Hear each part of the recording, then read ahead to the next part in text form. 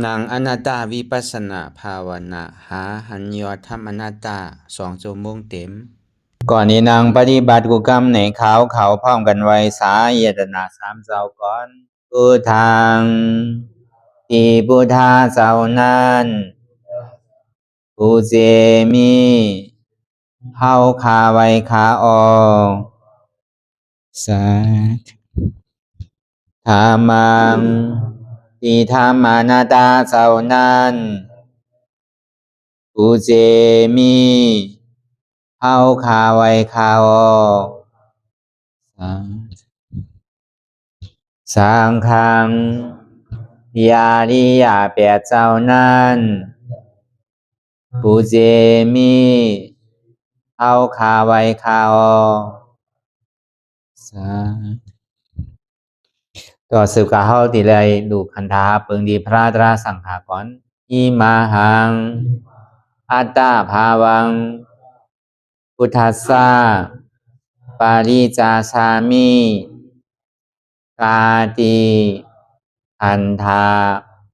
พาเปิงพี่แยมในดูตันพุทธาสาวเฮาออก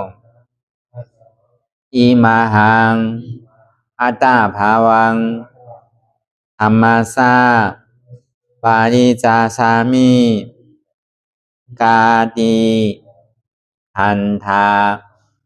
พาเปิงพี่แยมในดูตันธรรมะสาวเฮาออกอิมาหังอัตตาภาวังสังคัสสะปาริจาสามิกาติอันธาทาเปิงพี่แงมในดูตันอาริยสังขาสาวเฮาออกต่อสิกว่าเฮาก็อ่อนกันเนาะผู้หลวงที่ปุญญาก็ปันโตอริยเจ้ากุเจ้าก่อนอริยเจ้ากุเจ้าค่ะในยามเมื่อไหร่ก็ดีอันข้าวอ่ำหูเสเลตั้งกามลงสามเปิงไหลวนพิษไหลลาพิษไหลเหตุพินมาเจอนานแค่นดอปดปล่อยวางความบันขาวเขาอย่าให้เป็นอันตรายลงอันเหตุตามาโผนิปานันสกันติคโนมโนกัมมังวสีกัมมังกายกัมมังแสมมุเรวนพิศลาปิตัวเอพิมาติอาริยะเจ้าภูเจ้าสวรรค์พ้นความไม่ถินไม่ใช่นำกองการนั้นขินในยามในจึงข้าวก็บินเสียสมมาเขาปวุนทีวิสิตาธรรมะตังโดอาริยะเจ้าเขาภูเจ้าสวรรค์พ้นความไม่ถินไม่ใช่นำกองการนั้นขินในยามในจึงสังวาเจ้าเขาภูเจ้าภูบายอกิเขาภูก็ภูโกนแสมมุเรวนพิศลาปิตัวเอพิมาติตนตัวสาวตั้งหลังนั่นในสังพยามมุเรนั่นในสังในก็ภูสังเป็นอันตรายเหตุมรรคผลนิพพานเจ้าไหวใส่ให้ทัศนานสีภาวตระปันยาได้เป็นอันตรายให้จำมาผลนิพพานตอนนี้กว่าวันตามเมื่อตาเฮจงกันอาหันทุกข้าทุกข้าเป็นอนัตตาเยาเดียวอนัตตาตาเปอัตตาที่วิจิกิสาเกลียสานั่นเลยมดสิ่งเก่งหายกว่าในภาวะสัตว์ในอังแผงมันคือเลยห้าไหวผลยันห้าขามปุยนิพพานก็เย็นขันภัยสกรรมหลวยตาเนาะสาธุอ่อนดังสุดในก็คือเอาดังคาไก่กุดขากว่าทับดังขาซ้ายก็ไรอันนั้นขาซ้ายทับดังขากว่าก็ไรมือสองคอนต่างทักก็ย่าไว้ตัวซื้ออย่าไปเคียงอย่าไปยันก็อย่างนี้เขารับหูเนอเปิดหูยานปิญญารับตาเนอเปิดตายานปิญญา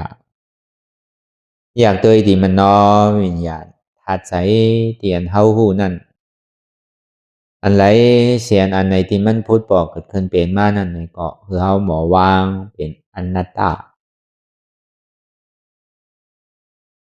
อ่อนตั้งเอาไปหันเจ็บไปหันตุกขะไปป่องใส่เนื้อหน้าตาเนี่ยก็ตัวดีล้มเธอใส่เขาอ่อนตั้งเธอใส่เขายาวๆเธอใส่ออกยาวๆเธอใส่เขาลึกๆเธอใส่ออกลึกๆเขาเกิดออกท้ายเขาเปลี่ยนออกรูปบ้องเกิดแบบตายไหนแสดงว่าเขาตัวหลอกๆหลายๆไงเขามีญาณทั้งหันซื่อใจญาณทั้งวนซื่อใจในหันสะพอที่มันนำอู้เปิงไรเอาตั้งแต่ซิโกต่อไปตินเนี่ยมีอะไรพองหล่ะไหนที่ว่าเป็นเฮามีเฮาเตียนเฮาอู้เปิงพองงำไรเนี่ยเขาย่อมออกก็มไรออกย่อมเขาก็มไรป้องย่อมเบียบก็มไรเบียบย่อมป้องขึ้นในก็มไรเขาย่อในป้องมันออกก็หัวตีตายออกย่อมมันเขาขึ้นในก็หัวตีตายป้องย่อมมันเบียบในก็ตายเบียบย่อมป้องขึ้นในก็ตายตีเตมันในก็ใครคือเฮาอันป่องแจงแรงใจว่าตั้งแต่ซิโกต่อไปตินได้มีอันไหนเตียนเฮาที่กะอู้เปิงพองงำจี้สั่งไรเนี่ยดีแต่อันเฮาวนทัดสั่งตัวตั้งแต่ซิโกต่อไปตินตั้งแต่วันป่นมาอันเฮาหูกามมาต่อถึงพองยามมือเหลียวเนี่ยป่นปีป่นเดือนป่นวันมาเนี่ยอาสาเฮาก็นำมาเมื่อว่าเลยเมื่อในก็แก่เท่าเลยเมื่อว่าดังในเศร้าเดมือเหลียวก็แก่มาทางเราเท่ามาทางเราอาสั่งนำมาก็ตั้งเท่าก็มาซ้อมตั้งเปลี่ยนก็ซ้ำนำมาซ้อมผมใจว่าอาสักนำเนี่ยตั้งเปลี่ยนเนี่ยมันที่หายกว่าซ้อมอาสักผมใจมันก่อนนำมาซ้อมเหมือนกูมือกูกินกูข้าวยำเหมือนเอาให้เฮ็ดไว้เฮิรนหนึ่งหลังเพราะมันอยู่มาข้าวยำเหมือนเราเนี่ยก็หมดบกมองแมงไส้กินร้อนมันอยู่กูมือกูกินกูข้าวยำมันดีลู่ดีกลนดีปังดีกวายมือไรกันนั่นก็เบอร์นั้นเมื่ออันมันย่ำไปตั้นมาเอาขึ้นมันนั่นเนี่ยก็เข้าหลวงคัดใจเฮ็ดเต้ๆนั่นนะอย่าไปหย่อนย่านลองตั้งคัดใจอย่าไปโก้เข้าเหตุการณ์ตารางเนี่ยอย่าไปก้านมันไปถึงข้าวยามเตอก็อย่าไปข้านอย่าไปลืมคือเข้าหูตื่นตัวไว้เฉยๆการเท่าเฮ็ดอยู่พ้องยามเมื่อเร็วในมันจะไว้เฮ็ดปุนถาเปิ้นอันเท่าเฮ็ดก็ปุนตาเข้าก็หนังเขามันจะว่าเข้าเฮ็ดนำเลยเปิ้นดีจังมาหิมเขาซ้ำดีจังปันเปิ้นเนี่ยมันก็ปันไหลไผคัดใจไว้ไผคัดใจเต้ๆนานๆก็มันตีเจียวฮอตนั่นน่ะมันก็เป็นน้ำแมทของเฮานั่นน่ะแมทก็อย่าไปซุ่มนั่นน่ะก็เบิ่นนั้นนั่นแหละคือเฮาบ่ฮู้อันป่องแจงแรงใจว่าวนทัดตัวเตียนมันติดจับกับเฮามาบียาวเขาหึงอันเฮาหยิมว่าเป็นของเฮาเป็นตัวเฮาใจเฮาอันว่านั่นจองมันเป็นเต้พอมันเป็นเต้เนี่ยอย่าไปมันเท่ามันเป็นคือมันเหมือนองค์เหมือนใจของกูเจอกูหลอกก็เบอร์มันเป็นไรในจังที่ห้องว่ามันเป็นอนัตตาก็ในย้อนปอกขึ้นเมื่อคำขึ้นวันทุนสองนั่นในเฮาไหลฮอกับการเลยลองอนัตตาคันลักษณะสุขตีบุญคำพุทธาคันพระเป็นเจ้าเฮาไหลฮอตรากว่าในมือเดิน8ลอง1คำเพราะเป็นภายใต้เพราะเป็นภายป้อดอกโค้งในคำว่าเป็นเรือนเก่าเมื่อเหลียวในป้อภายในเป็นเรือน4ใหม่5คำเนี่ยป้อดอกโค้งเป็นเรือน5ใหม่5คำเนี่ยในวันเหมือนเนี่ยมันเปิงเงินเดือนหนึ่งก็เบอร์นั้นในอะไรก็เบอร์ว่ามันลำลองแก่นเจ้าหันถึงว่าตั้งนาอนาการมานั่นเนี่ยตีมีผู้ปียาตั้งผู้เขาดูข้าวพุทธคัมปราเป็นเจ้าตีเอาคนใครละแหละเอามาจ้างตื้อกรรมกว่ากับกาเลยลองปักเปิงพุทธคัมปราเป็นเจ้าเฮาวางไว้ก็เบอร์ใน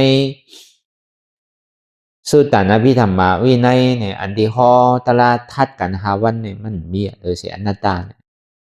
จากว่าอนัตตาลักษณะสุขในตีเลยว่ามันเป็นเปิงที่อันตาที่เฮ็ดให้เฮาออกป้นมนดอดมันเป็นเปิงวิปัสสนาก็เบอร์ว่ามันเป็นตามตัวของพุทธคัมภราเป็นเจ้าก็เบอร์หังเนี่ยพุทธคัมภราเป็นเจ้ากุสู่อันว่านั่น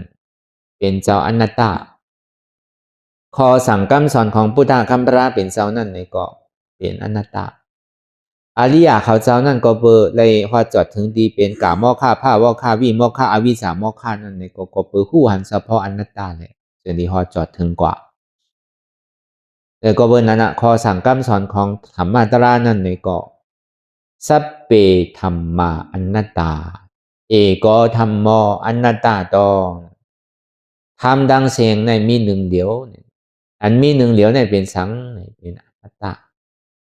ก็เบอร์นั้นแหละเขาจงเอาลองปักเปิงของอนัตตานั่นมาฮอนนี้ก็เบอร์ไล่จ้างตื้อกรรมเฮาเนี่ยก็เป็นไล่อนัตตา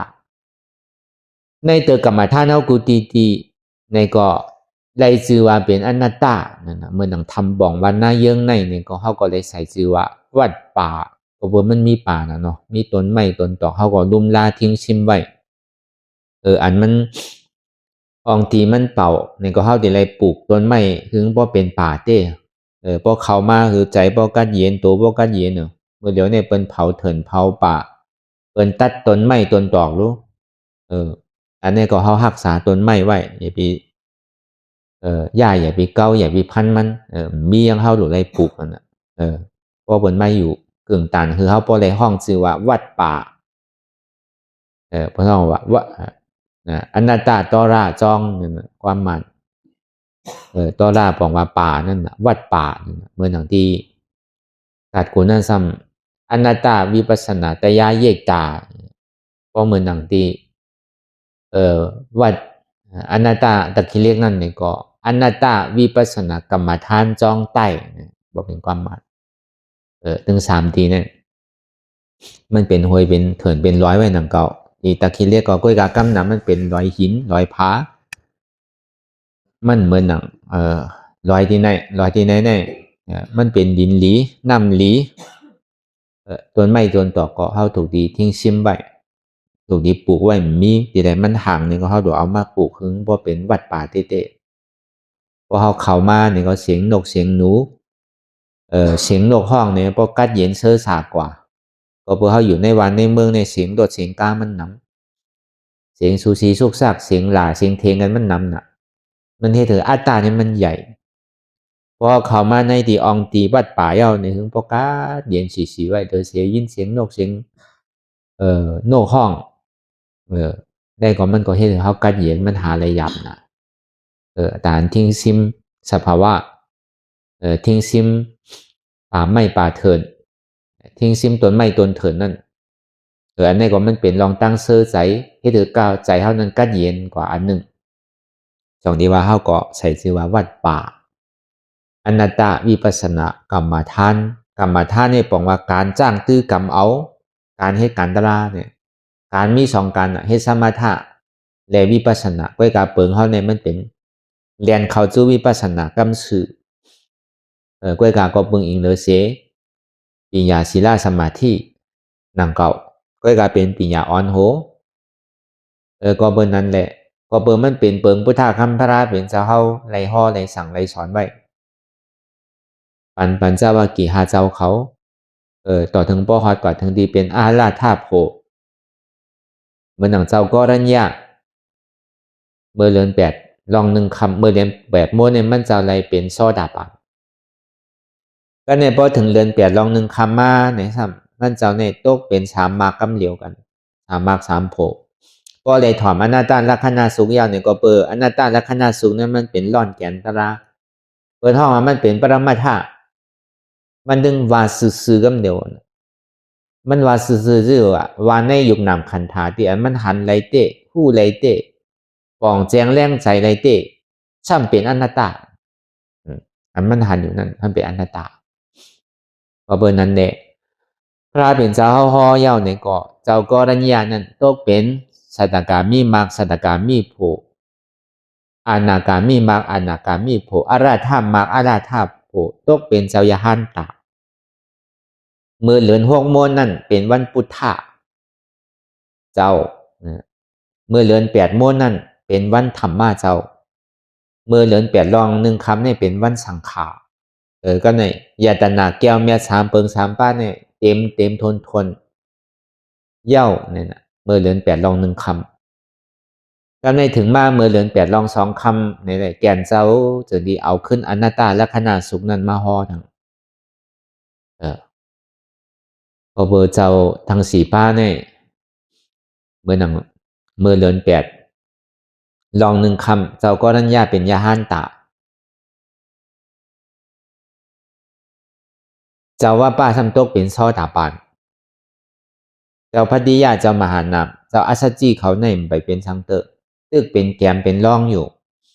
เพราะเบอร์นั้นในแก่นเจ้าจึงดีห่ออนัตตาลักขณะสุขแห่งรูปขันธะอนัตตาวิญญาณขันธะอนัตตาเวทนาขันธะอนัตตาสัญญาขันธะอนัตตาสังขารขันธะอนัตตารูปขันธะทุกขาวิญญาณขันธะทุกขาเวทนาขันธะทุกขาสัญญาขันธะทุกขาสังขารขันธะทุกขารูปขันธะอนิจจาวิญญาณขันธะอนิจจาเวทนาขันธะอนิจจาสัญญาขันธะอนิจจาสังขารขันธะอนิจจาพอฮอกับกะได้ลองยุบนำขันธะเปิงในเป็นอนัตตาอุเปิงพองำหรือมันไหลย้อนเปิงสังในเป็นอนัตตาย้อนเปิงว่ามันกึมในยุบนำขันธะในมันสืบเป็นสืบรู้อยู่ติ๊กๆก็เปิงนั้นแหละมันถึงนี่เป็นทุกขาที่มันพูดบอกเกิดขึ้นเป็นอยู่ในมันนำใจเก่าลองตั้งหันสมาธิที่สมาสังกัปปะก็เบอร์ลองตั้งอันนี้จ้าเลยทุกข้าในมันต้องเฮ็ดทางสร้างปองกูมือกูวันก้อยกะว่าเอาหมากตาสมาธิที่เขากว่าหันเนี่ยหันได้วะลองตั้งที่อันมันคือเป็นทุกข้าเนี่ยมันเป็นตัวสมาธิที่ก้อยกะมันเย้าดีนั้นเนี่ยเพราะมันมีลองตั้งแทบตัดมันส่งมาปันอนัตตานั่นลองตั้งมันเป็นลู่เป็นทุกข้าคานใจอยู่ในเป็นภัยทุกข้าเป็นภัยเป็นลู่เป็นภัยเกิดภัยตายภัยซ้ำเป็นทุกข้าอันทุกข้าที่มันพูดบอกเกิดขึ้นเป็นอยู่นั่นจองมันอู้เปิงไรจองมันเป็นของเฮาเตะอันลองตั้งแทบตาเจิงนั้นมันเป็นตัวอนัตตาตัวสมาสังกัปปะมันส่งเขาจู้ลองตั้งอันเฮาดีแทบตัดนั่นน่ะเหมือนเฮาอย่างตั้งกว่าตั้ง3เซนนั่นน่ะเฮาดีกว่าเซนไรลีว่ากว่าเซนนั่นเนี่ยมันดีหยาบไว้ว่ามันดีผืดไว้ว่าก้อยกามันดีถึงไว้เซนตั้งน่ะดีโก้งกว่า5ดีกว่าซื่อๆเหมือนเฮาคืนทำนั่นน่ะเฮาดีโก้งกว่าในวันเอาป้อโก้งกว่าในวันได้ร้อยมันป้อจันก้อยกาป้อคืนซื่อๆได้มันดีเฮ้ยนึงก้อยกามันถึงไว้ดีกว่าตั้งไหลลีเนี่ยน่ะป้อใครถึงไว้โลกว่าซื่อๆนั่นน่ะป้อกว่าซื่อๆก็ถึงไว้อ่ะป้อกว่าโก้งก็เหอะมันก็กึดจำบานจำคงกำกะหันนอนกึดด้วยน้องไงกะหันเฮิรนกึดด้วยเฮิรนเนี่ยกะหันโซนกึดด้วยโซนก็มันถึงทำนั่นน่ะเป็นนะพอมันก่อซื้อเสียกำเดียวเนี่ยก็มันก็ถึงทำนั่นก็เบอร์นั้นแหละเอาสำขึ้นบอกขึ้นมาซับแรงกับกะเลยลองอนัตตาลักษณะสุขนั่นพระเป็นเจ้าก็ห่อตามกันนิดๆนั่นน่ะรูปขันธะอนัตตาวิญญาณขันธะอนัตตาเวทนาขันธะอนัตตาสัญญาขันธะอนัตตาสังขารขันธะอนัตตามั่นใจตัวเฮาเนี่ยนะอันเจ็บแกนต้องตอดเนสานสันไว้คมไต่ไม่กัดอ่อนแข็งสู้ตุ่มจับยาจิ้มหยอดเป็นลูกที่มันหันอยู่เมื่อเลี้ยวเนี่ยสภาวะยุคที่มันเหตุการณ์อยู่เนี่ยมันสืบเป็นสืบลูกเรียกลายค่ายกว่าสืบเป็นสืบลูกเรียกลายค่ายกว่าที่ว่าเป็นของเฮาก็ห้ามใจเพราะเป็นของเฮาในจึงเฮาโดกึดมันไหลก็เบิ่มกึดไรเลยจังว่ารูบ้าขันธะอนัตตามูเปิงไรนาลองตั้งที่มันสืบเป็นสืบรู้เนี่ยมันเป็นอนิจจากว่าออโตมิติกอันมันถูกอกถูกใจอันมันขานอกขานใจมันเหลืออกเหลือใจเนี่ยเป็นทุกข้ากับหังมันกำเดียวลองตั้งอนิจจาเลยทุกข้าเนี่ยมันเหตุการณ์อยู่หังมันโดยก็มันเรื่องเหตุการณ์ของมันอยู่ที่นั่นด้วยการห้าดี5 ว่าอันนั้นเป็นเปิงวงมันก็ในสมาสังกัปปะสัมบวนว่ามันใจตัวเก่ารู้อนัตตาเนี่ยบอกว่าดูป้าขันธะอนัตตาโอเก่าขาเก่ามือเก่าตัวเก่ามันจะมี2อันคัดกันไว้คัดกันคือพระเป็นเจ้าได้สอนว่ายุคในเป็นอนัตตาเมื่อเฮาไปหู้ไปหันเฮาซ้ำอยู่ว่ายุคในเป็นเฮายุคในเป็นอัตตายุคในมันกึมยุคในเป็นสุขะยุคในเป็นอัตตาอันนี้มันเป็นลองตั้งหันเฮาหันไว้ก็เปิ้นนั้นพระเป็นเจ้าว่าสังว่ามันกึม เฮียงมันตีเท่าเฮียงมันดีเป็นเฮียงมันดีตายเฮียงมันซ้ำดีขานใจเฮียงซ้ำก้นเฮาตีได้ห้องไรให้จะไหนต้วนตัวหนีหลีรู้เพราะว่ามันกึมเตะเพราะว่ามันเป็นสุขาเต้เนี่ยเฮียงซ้ำมีลองตั้งขี่ใจมองใจมีลองตั้งห้องตั้งให้มีลองตั้งพอใจเนี่ยย้อนเบอร์สังเพราะว่ามันเป็นของเฮาเต้เฮียงเฮามันสั่งไรอย่าไปเท่าเลยอย่าไปเป็นเลยกลัวในหึงเพ่งกันเชียงเลยเพราะข่าวก็ข่าวเชียงเลยเพราะปีก็ปีเชียงเลยเพราะยอมก็ยอมเชียงเลยที่อย่างซ้ำเหมือนกันมันก็ปีมันก็ยอมมันก็ผ่านมันก็มีมันก็มีไปหูมันป้อมมีไปหูที่อย่างกวนเท่าในซ้ำเพ่งกันย้อนเบอร์สังละย้อนเบอร์ว่ามันใจของเฮานั่นน่ะเป็นอนัตตากับการเลยลองหลู่ป้าขันธาอนัตตาก็ในวิญญาณหน้าขันธาอนัตตาเนี่ยพอมาวนทัดสังด้วยใจเฮาดีๆจองมันเหมือนใจเฮาเตะเพราะในตัวปรมาธาตุเสจาวาในซึ่งอันหู้เจ็บหู้แสบหู้ไม่หู้แก้นหู้ต้องหู้ตอดหู้เนตหู้ซันหู้สันหู้ไว้หู้คอนอยู่ซะนั่นอันมันขันว่าขันใสอยู่ซะนั่นใจเดียนเฮาเคยมันเป็นไอ้เฮียงมันเป็นไรเฮ็ดสังมันซ้ำรู้แล้วกวนปังก่อเฮียงมันซ้ำมีดองตั้งตุกข้าใจอยู่ใจป้อมซื้อเฮียงไอ้ใจมาสุสีสุขสักใจอันมันหันอยู่นั่นก็เปว่ามันใจเฮาเนี่ยนะที่เฮาสอนกันกูวันใจที่มันพ่งปิวตั้งหลังแลสังพ่งปิวตั้งนาแลสังพ่งปิวกาวากาเปลี่ยนแลสังว่นหยุ่มหันแลสังหันหยุ่มว่นแลสังซะไหนก็เปสังในเป็นไหนใสเนี่ยเพราะมันเป็นของเฮาเตะเฮียงเฮามันกึดมันไหลอันเฮาใครเปลี่ยนเฮียงเฮามันเป็นก็เปว่าวิญญาณนาขันธะอนัตตาใจเนี่ยก็เป็นอนัตตามูเปิงไรลองใจเนี่ยเพราะเป็นนั้นในพระเป็นเจ้าเฮามาถึงตอนในเอาในถึงเจ้า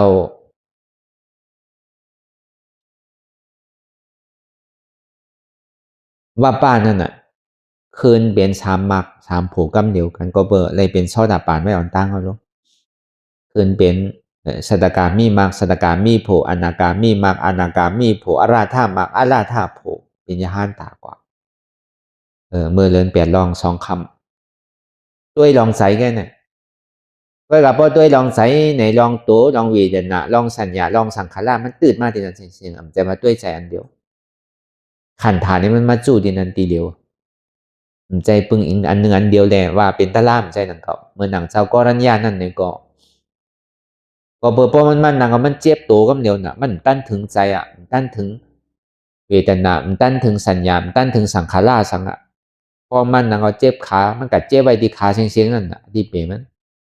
พอมันจุ่นขาแรงก็เป็นยาหันตากำเดียวก็เบอร์หังก็เบอร์เป็นมีปารมีเป็นเหตุไว้เป็นสร้างไว้หนึ่งอสังไขยไปแสนกำผา100,000 กำผาเป็นมหาสวากาเนี่ยจงอยู่ลาเนี่ยมันไหลตะลาไว้ก็เปิดมีลองตั้งสุดต้องไว้หนังเก่าอันเท่าหาเป็นปกติสาวากาได้มันโดที่นั้นหนังเก่าเพราะเขาฮัดก็เขาก็ไรอ่ะมันมีมักมันมีคานสังโดไปเขียงไปข้าวไปย้ำเขาโดฮัดจุนเหมือนหนังเจ้าก็รัญญาพอมันเจ็บอยู่จอมโหจอมขาจอมมือมันตั้นถึงใจเนี่ยก็เขาโดฮัดจุนที่ไหนบางพอมันดังเมื่อไรเนี่ยก็ตายได้ดิ่มโกตายก็การมันขาเจ็บอ่ะมันแอวเจ็บอ่ะบอกว่าตะลาเนี่ยมันมีดีตัวนั่นมีดียุกอ่ะเขาโหลดจุนไรดียุกนั่นอ่ะพอเขาจุนไรดียุกเนี่ยก็เป็นน้องเจ้าก็รัญญาเหมือนอย่างพออุ่นเที่ยวนั่นก็มันก็จุนไรดีลุกนั่นอ่ะก็เบอร์หังเนี่ยเพราะมันนังในซึ้งเมื่อกูบอกเนี่ยไปเฮ็ดไรอันนั้นตาเถอะพอมันเจ็บก้นขึ้นมาก็ลุกไปก็ไปก้นขึ้นมาก็นอนเต็มนอนหนังเก่าจุกไปนั่งเนี่ยก็ในถึงมาเฮ็ดไรหน้าตาเย้าเนี่ยครับเพราะว่ามันนั่งหึงเนี่ยลมขึ้นซ้ำมีนั่นน่ะลมขาขึ้นนั่นพอมันนั่งเนี่ยเพราะว่ามันติขึ้นมามันหู้อ่ะมันก็ปอแปดนั่นน่ะกำในมันบ่ขึ้นก็ปล่อยมันขึ้นเนาะเนี่ย ตัวกว่าก็ต่อถึงมันบ่หายกว่านั้นจังที่ไรตาลากว่านั้นน่ะมันเจ้าใกล้ลาอยู่ว่าฉลาชุมมากับเต้ๆเนี่ยเป็นเจ้ากรัญญาอันเสียตัวรีบเต็มมีแต่ชุมมาอันเก่าเต้ๆเป็นเจ้ากรัญญากล้วยกามังก็มังผูมันจังว่ามันขามตัวไรมันก็มันขามใจไรมันบอกมันผ่านตัวอะไรอยู่จุดอะไรอยู่มดๆอย่างกับมันเจ็บขาเจ็บมือเจ็บตัวก็ตัวต่อถึงมันบ่หายกว่าต่อถึงอัตตาเนี่ยมันบ่อ้วนกว่าตัวกาแห้งมันสัมบ่มันสามารถดีใสคำไหนก็นางกว่าบ่เวทนาบ่เจ็บมันบ่เกิดขึ้นเป็นมาในใจบ่ใครตายเป็นกรรมกูตายคำไหนอารู้กับดีตายเตโยนางตะลาหึงก็แต่ไหนพอมันนางบ่พูดเอาเนี่ยอีขาเตโยปุเตโยกำตายเตที่ให้เหือในอันในปองอัตลามันมีดีใจอันนั้นดูฮัดจุนใจแกพอจุนใจอะไรก็เป็นตะเปของเจ้าว่าป้าเจ้าว่าป้านี่ก็เบอร์จุนลองใจก็หนังเก่าเอาอาชักสายใจแรกเอานั่นตายก็เติ้งมันนั่นน่ะพอดีว่าความตายเขาต้องวิญญาณนั่งขันธาอันนันตาหวังแจงแรงใจดีวิญญาณเนี่ยก็ต้องเป็นยาหันตาขึ้นสามมากสามผัวกำเหลียวสกิดาการมีมากสกิดามีผัวอนาการมีมากอนาการมีผัวอาราธามากอาราธาผัวนั้นโดดขึ้นกำเหลียวกันกำเหลียว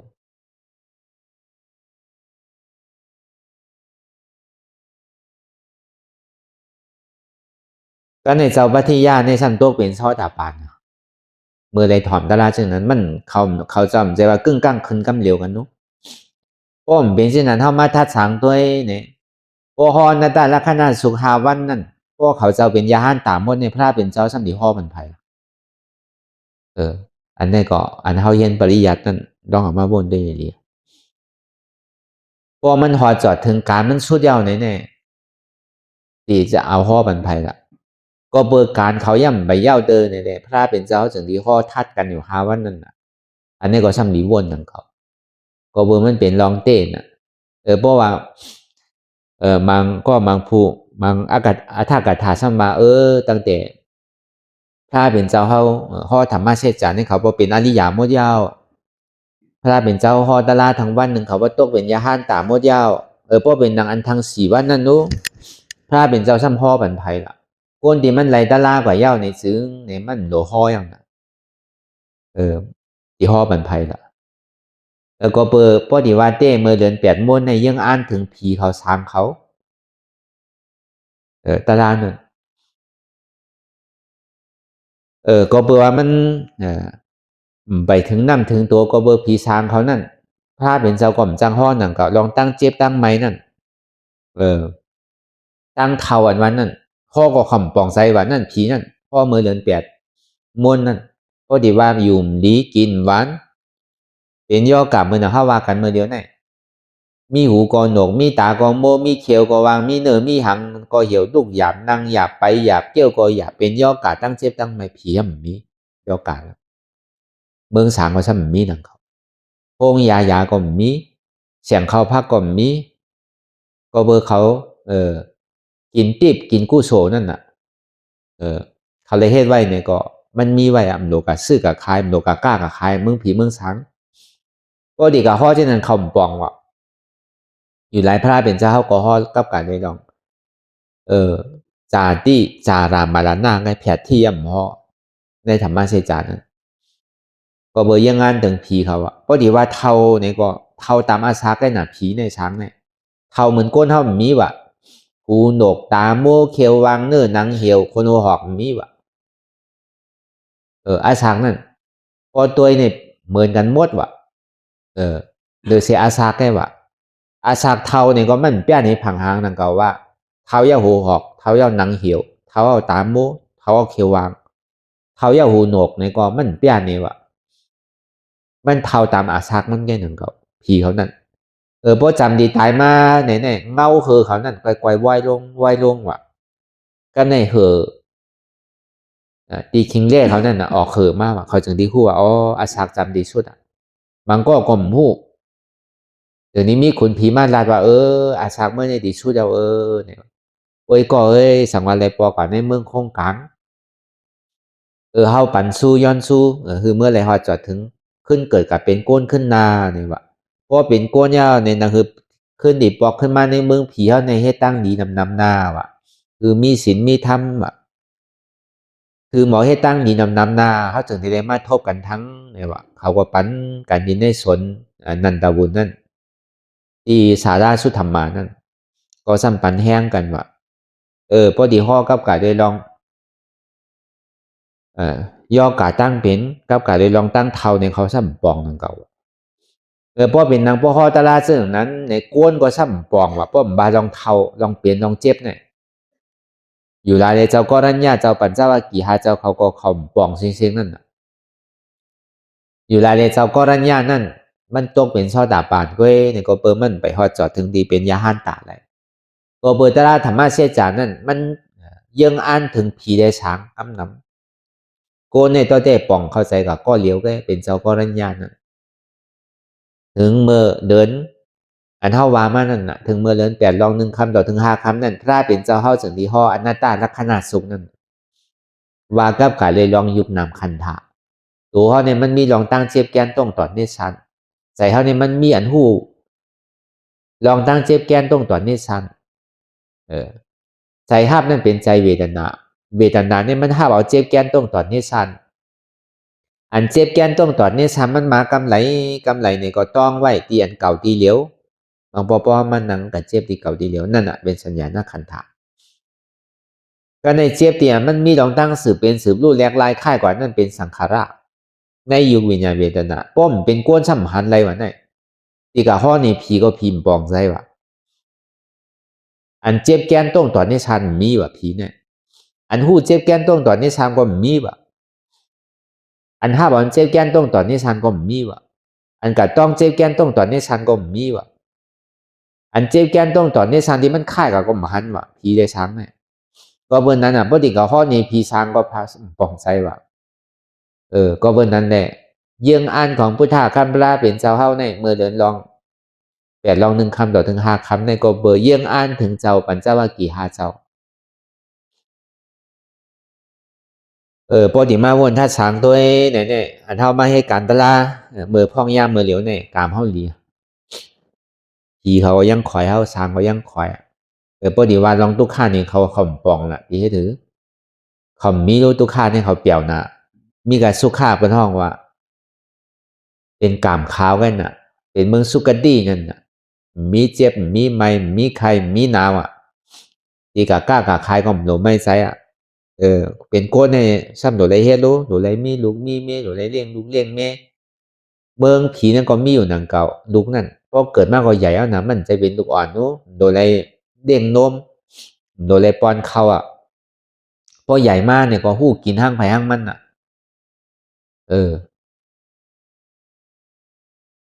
เมืองผีเนี่ยมันซ้ำไรอุบต้องรู้เพราะว่ามันมาเกิดที่อองเตียนเฮาอยู่ในกระป๋องเป็นลูกมันกันน่ะมันจะว่ามาเกิดในต้องเมืองผีเมืองโกนเฮาเนี่ยมาเกิดในต้องน่ะก็เพราะนั้นในอนาตาลักษณะสูงนั้นมันเป็นปุณตะเฮาฮาเป็นโกนเนี่ยถูกที่คู่หันปอกแจงเลี้ยงใสผีก็เสียร้ายช้างก็เสียร้ายว่านั่นอันเฮามาหันเจี๊ยบหันแก้นเนี่ยเฮาซ้ำกลัวก็นั่นของดีเฮาซ้ำกลัวนั่นน่ะเนาะทีเดียมันเป็นของดีเฮาซ้ำกลัวเจี๊ยบกลัวเสียบกลัวไม่กลัวแก้นพอเจ็บพอแก้มาซ้ำหาลองไล่กูเจอกูลองหนังตีพื้นไล่หนึ่งไล่ผีเขาได้ซ้ำมีเฮ็ดซื่อก็จังหันว่าเจ็บนั่น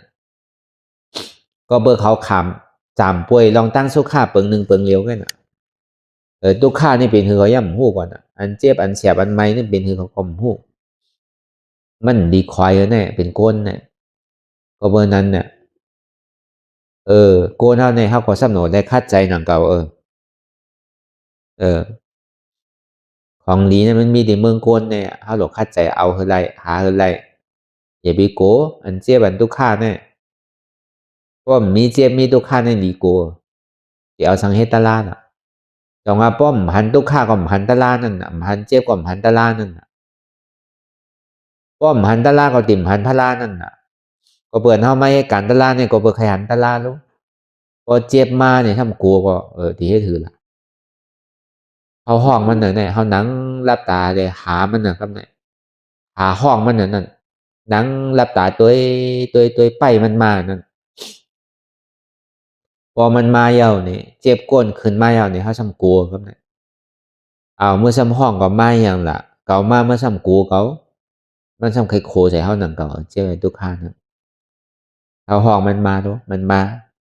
อย่าเขาซ้ำกลัวครับเนี่ย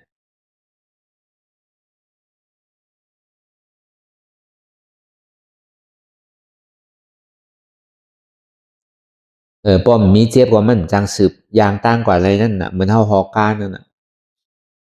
เจ็บแกนตรงตอนนี้ชันนี่มันเป็นน้ำมันมันน่ะป้อมมีน้ำมันกว่าการมันจังกว่าอะไรอ่ะไว้ใจที่นั่นนะตัวเขานี่ก็เหมือนการนั่นน่ะเมื่อเขาดีมันนะเขาก็ตัวดีอ่ะเป็นหือดีมดีอยู่ดีพองอยู่ดีพองที่เฮ็ดไรหือเฮ็ดไรหือแล้วก็เขาก็เฮ็ดไรมา3 วันเท่านั้นเนาะวันทน3ในทน4เนี่ยมันไข่แห้งนิดหนึ่งเพราะวันทน5ก็มืดกว่าอ่ะพอการก็มันดีการวันทน3ทน4เนี่ย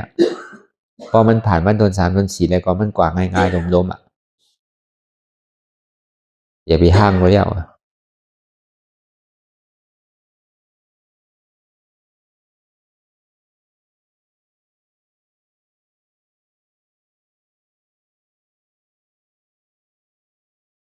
วก็เบอร์นั้นในห้าหลวงเลยหมอพึ่งอยู่จอมตุกขะพึ่งอยู่จอมเจ็บหรือไรก็เบอร์ชื่อไหนเข้าผมไปพวกมันไหลวันหนึ่งเขาดีไรโทษอ่ะพอมาเฮนหูอยู่จอมมันไหลเนี่ยเขาติ่มปันตั้งใหม่เปิดเท่าก็เขาหมอเท่าเป็นก็เขาหมอเป็นตายก็เขาหมอตายก็เท่าหมอเท่าลูกหลานจังอ่ะคนที่พ่อเหมือนจังอ่ะก็เป็นหมอเป็นก็ลูกหลานจังอ่ะคนที่พ่อมันจำอ่ะตายหมอตายก็เป็นจังเขาก็เท่าเขาหมอเท่าจอมตะลาเท่าบ่มหมอเท่าอาซากอยู่ปากปีก็มีอาโจทั้งวะเท่าก็เบอร์กินเขาเว้ยว่ะอาซากยาวก็เบอร์อยู่หึงเว้ยว่ะก็เท่าเขาหมอเท่าอันวันนั้นเขามานั่งตะลายักด้วยมันใครมาสื่อเปลี่ยนสื่อเขาก็ขำไรเยื่นไรเขาป้องหลามข้างใส่อาเปียตั้งพิษไผเขามีลองตั้งขันธิมีลองตั้งวิทยามีลองตั้งเยื่นกันมันมากก็คือในก็สิดีมันใจเก่ารู้นอเนี่ยอนัตตาในเท่าหมอเท่าอ่ะเท่าก็ซบน้ำว่ะเพราะเขาเปลี่ยนมาป้อมเติกมันมาเขาก็ติ่มร้านนั่นน่ะเพราะเขาหมอพื้นอยู่จอมมันแหละบางปองเนี่ยมันหยาเพราะเติกอ่ะมันหายแล้วหายก็กลายได้ยอมหับตะลาเลยอ๋อสิดีมันอูเปิงไรนู้ตั้งแต่สิก็ต่อไปตินเนี่ยใจของเขารู้เนี่ยก็กลายติเลยเอาทำเป็นดีปึงว่ะทำเป็นดีปึงอิงว่ะเป็นป้อมหมอเป็นก็เหมือนนั้นดังเก่าย่อกาตั้งเจ็บตั้งไม่ตั้งไข่ตั้งหนาวอันเจ็บแกนต้งตอนนี้ชันนี่ก็มันก็เหมือนย่อกาอันหนึ่ง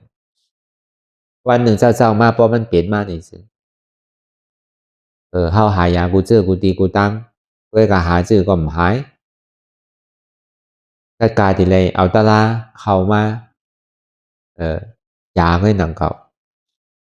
ก็อันเจ็บอันแก้นอันต้งอันตอดอันนี้ฉันเป็นสภาวะธาตุดินน้ำลมไฟไงรู้ว่าหมออ้วนกว่าที่ไหนในก็ห้อมคันใจห้อมชอกหาแน่นนะมีให้เดินเปลี่ยนลองตั้งสู้ยุงกว่าถึงดีกำนึงชุดมาในดีไรตายก็หนังเก่าดีห้องหาไผดีคือไผมาจอยเฮาปอก็มจังจอยไรเมก็มจังจอยไรพลาก็มจอยไรปีน้องเฮาลูกเตาเฮาก็มจอยไรเฮาดีวันหาไผบางก็มบ่ตายรู้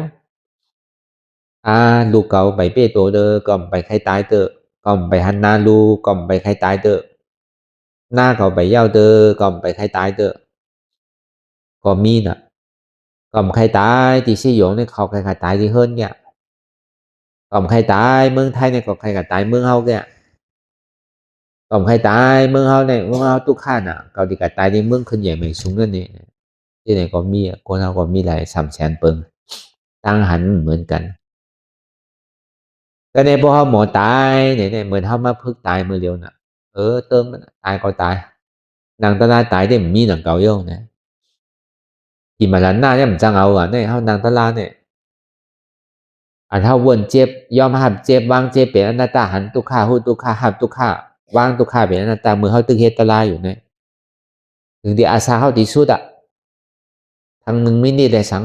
เขาก็ตัวสิดีมันเป็นอนัตตาเอาหน่ะเนาะอ๋อมันใจเก่าเนี่ยพี่มาหลันหน้าซ้ำมันมาเอาอันเป็นเก่าไว้แบบนั้นอันนี้ต้องว่าอย่างนี้อ่ะพวกกูตายก็พอมันเจ็บมันกดมันขึ้นมาขาเจ็บยาวเจ็บอย่ามีขากำพีมาหลันหน้าเข้ามาอันนั้นพอตึงมีขามีมือมีหัวมีตัวมีใจมีเจ็บแบบนี้พี่มาหลันหน้าเนี่ยมันพร้อมแต่ได้เอาเสียนั่นมีหัวก็จับอะมาเลยมาจอมเก่าเลยมีขาก็จับอะมาเลยเก่าดิปันขาปันมือทางอ่ะพอเมื่อวานมีหัวพอเมื่อวานมีมือพอเมื่อวานมีขาเพราะว่ามันเมื่อยังตึงหักมันอยู่ยังตึงว่ามีหัวมีขามีมือมีตัวมีใจมีเจ็บยังตึงมีขันขายังตึงเสียลายขันเท้าเนี่ยมันเป็นสังมาจอมเก่าเก่าดิปันมืออีมาหลันหน้าเนี่ยเดี๋ยวเอากว่าวะนั่นก็ในมือเขาเอกันนั่นล่ะนั่นอ๋อผู้เจ็บโหมีเจ็บขาขามีเจ็บเอลมีเจ็บต้องมีเจ็บใจมีเก่าเนี่ยเจ็บเก่าก็มีหนังเก่าเป็นอนัตตาอยู่หนังคันธาใจของเก่าอู้เปิ่งพ่องงั้นมันไหลอนัตตาเข้าใสปลาใสวนเรื่องไหนดีๆในพีมาล้านเนี่ยจังเอาชื่อวะนั่นอันมาเอาเนี่ยมาเอาเก่าเลยว่ามันอันมีเก่าเนี่ยมันจังเอาอ่ะจังว่าอัตตาเอาเกิดอัตตาเอาเป็นอัตตาเอาตายนั่นน่ะอนัตตาซ้ำอ่ำเกิดอ่ำเท่าอ่ำเป็นอ่ำตายนั่นน่ะเพราะห้ามใครเกิดใครเท่าใครเป็นใครตายก็คือเฮาหยุ่มยำขันธาเปิดในเป็นอนัตตาเพราะเฮาวนเรื่องนั้นน่ะวันเฮาติสุดแล้วเป็นข้าวยามเฮาโหลดตายเอาเนี่ยก็พีมาด้านหน้าเนี่ยไปก็ไปเช่นนั้นแกว่ามันจังเอากว่าอันมันเอากว่านี่มันเอาอัตตากว่านั่นเอาอันที่เฮาอยู่มาเป็นเก่านั่นว่ะ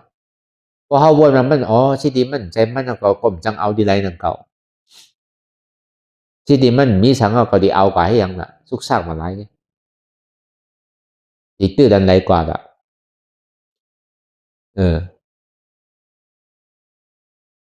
พอใจดีขาดสิดีมันมีใจฉันดีเอาสังกว่าก็กาติเลยก็ลือไว้ว่าเมื่อเฮาตึกเหตุการณ์นั่นล่ะเนี่ยก็มันเป็นตามนั้นนั่นก็โอ้อะง่ายๆนั่นก็อาจองอันเท่าไรเหตุการณ์นั่นล่ะเนี่ยมันแม่ตามนั้นก็เฮาว่าก็เบิ่นนั้นแหละพอเฮาป่องแจ้งแรงแสนหน้าตาในกัดเย็นอ่ะอันเฮาตุกข้าวมื้อเดียวเนี่ยก็เปิดอัตตากำไม่ใจลูกกำไม่ใจหลานกำไม่ใจหอกำไม่ใจเฮิรนกำไม่ใจชนกำไม่ใจหน้ากำไม่ใจปีใจนอกไม่ใจวานเมืองยุงสุกยุงกว่าเสียงป้อมหมอตันหีบอกพอเขามีลองตั้งไหมก็เฮิรนก่อมใจของเขาหน้าก่อมใจของเขาวนในใจให้เขาว่ะพอเขาตายก็เบิ่นปันมือดังเก่าเงินคำนำก็หือเฮิรนนำก็หือเป็นหนึ่งขุนเมืองก็มันจังเอากว่าดังเก่าตัวเขาก็ย่ำจังเอากว่าเพราะเป็นนั้นในกัดเย็นเอากัดเย็นซ้ำสาวเพราะใครกัดเย็นก็หลวงปองแสงแรงแสงอนัตตาในกัดเย็นมันเป็นพื้นเป็นเพเป็นไพ่กับไพ่มันกัดเย็นอยู่ห่างมันแต่เท่าตัวข้าอยู่เนี่ยก็เปิดอัตตาอ่อนเท่าตัวข้าพอจุดอัตตาอะไรก็ฮอจอดถึงที่เป็นอนัตตาเขาก็กัดเย็นต้องมาหาหันตัดถึงหาอนัตตาหันอนัตตาตัดอัตตาถึงกว่าที่เป็นอนัตตาหามันหันในขนาดที่กว่าต่อไปทิ้นในตัวในใจเขาเนี่ยบอกว่าอัตตาสมาเป็นโหเกาขาเกามือเกาตัวเกาใจเกาเจ็บเกาอันนั้นอัตตาหาดีว่ามันใจโหเกาขาเกามือเกาตัวเกาเพราะมันใจของมันกลมหนึ่งพื้นตรงค่ายมันยายเปิดตามมือตามมองขิวมองข้าวมองยามมันนั่นแหละหาอนัตตาหันอนัตตาอ๋ออย่างก็เป็นอนัตตาเตลุบูเปิงไรเตลุตัวเขาเลยสังใจเขาเลยสังอันเจ็บอยู่นั่นเลยสังก็บูเปิงไรลุหันอนัตตาตัดอันที่มัน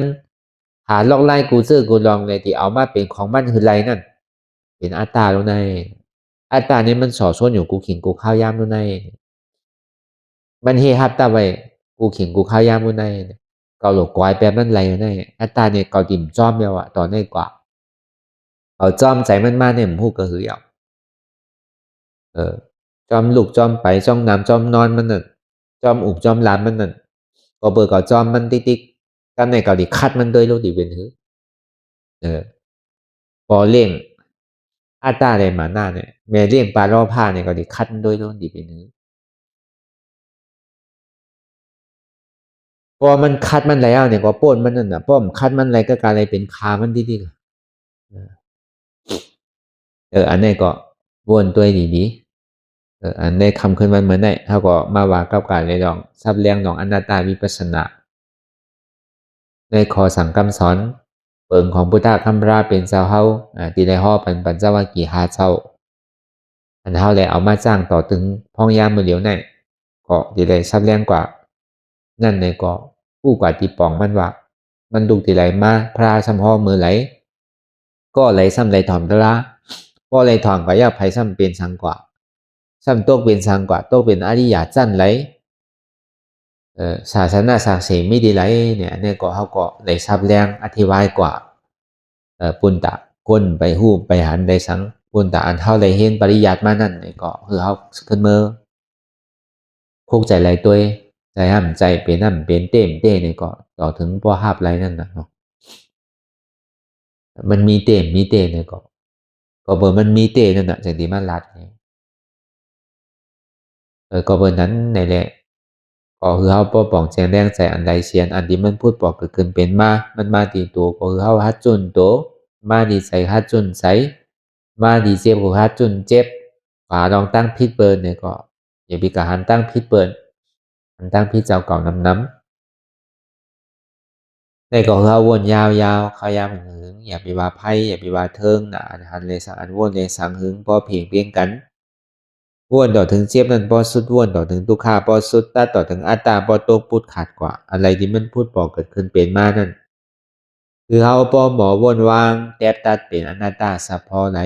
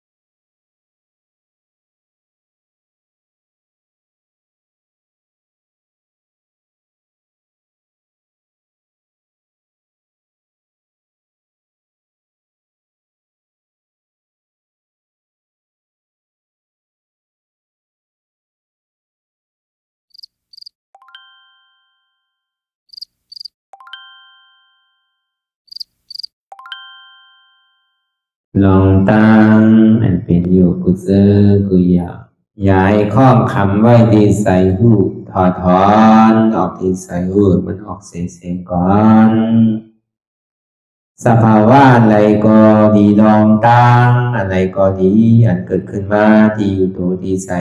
ที่เจี๊ยบสนัดถอดถอนออกที่ใส่หูมันออกเสียงสภาวะยุทธาสีเปิงสนัดเจ็บเทียนโตกอดเนตสั่นไหว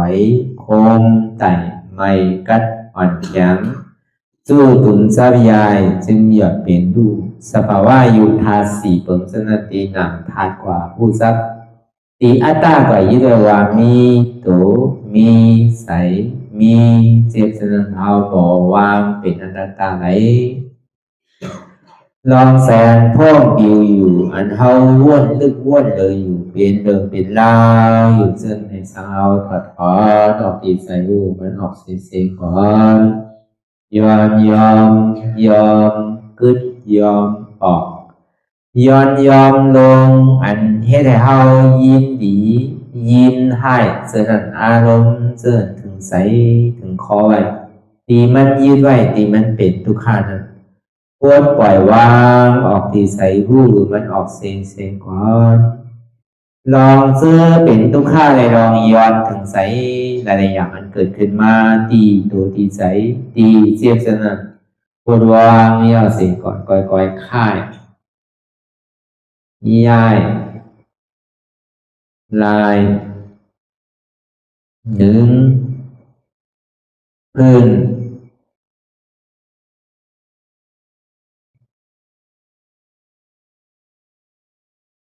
พยายามไหนก่อยเปิดตามืนตาลอยได้เป็นการปฏิบัติธรรมโคตรอายธรรมอันเกิดขึ้นที่โตที่ใสที่เจ็บอันนั้นโคนหาเหตุหาเงาพระจองทุกขันนั้นต่อสืบการในเฮาที่ได้ส่งเมตตาถึงวิเนยสัตวะทั้งหมดทั้งสิ้นก่อนอิดาเมปุญญังอาสวะคายังนิบานังวาหอตุมาปุญญาภากังสเปสัตตาสัมมาลาภันตุอีตังเมปุญญังอันเฮาคาไลมาตือกรรมปฏิบัติวิปัสสนาภาวนาหาหันยอดธรรมอนัตตาในอาสวะคายังเปนันถาสัพตัดเปนาสวะสีเปิงเสียวแลนิพพานังตีนิพพานันขอดูให้ถึงเสกัมติคามาปุญญาภากังพรดีอันคามานังวิปัสสนาภาวนาทรงยืนปันสเปสัตตานังเอวปอเมสลาญาติกาดึงเคเจอเคได้ก็แลจากว่าสัตวาทั้งสิ่งดังดวงนั้นสมาลาพันตุอะไรพรดีนำกันตั้งเฮาคา ตังสิงสกัมติคาโนสาธุสาธุสาธุ ต่อสิกว่าเขาอ่อนกันนับหัวลงที่ปุญญาโกปันโตอริยเปเจ้ากูเจ้าก่อนอริยเจ้ากูเจ้าข้าในยามเมื่อไหร่ก็ดีอันข้าวอ่ำหูเสเลตั้งกามลงสามเปิงไหลวนพิษไหลลาดพิษไหลเหตุพิษมาเจอนานแค้นดอกปดไหววางความบันขาวเขาอย่าให้เป็นอันตรายลงอันเหตุตามาโผนิปานันสกัมติคาโนมโนกัมมังวสีกัมมังกายกัมมังแสมมุเรวนพิศลาปิตัวเอพิมาติอาริยะเจ้าภูเจ้าสวรรค์พ้นความเมตินเมสายนำกองการนั้นขินนิยามในจึงข้าวก็บินเสียสมาเขาปวุนทีวิสิตาธรรมะตังโดอาริยะเจ้าเขาภูเจ้าสวรรค์พ้นความเมตินเมสายนำกองการนั้นขินนิยามในจึงสังวาเจ้าเขาภูเจ้าภูบายกิเขาภูก็ภูคนแสมมุเรวนพิศลาปิตัวเอพิมาติตนตัวสาวตั้งหลังนั่นในสังพยามโยนั่นในสังในก็ภูสังเป็นอันตรายเหตุมาผลนิพพานเจ้าไหวใส่ให้ทัศนานสีภาวตระปันยาได้เป็นอันตรายให้จำมาผลนิพพานตอนนี้กว่าวันตามเมื่อตาเฮอจงกันอาหารทุกข้าทุกข้าเป็นอนัตตาเยาวเดียวอนัตตาถ้าเป็นอัตตาที่วิจิกิสาเกลียสารนั่นเลยหมดสิ่งเก่งหายกว่าในภาวะสัตว์ในอังแผงมันคือเลยห้าไหวผลยันห้าขามปุยนิพพานก็เย็นขันภัยสกรรมรวยตาเนาะสาธุสาธุ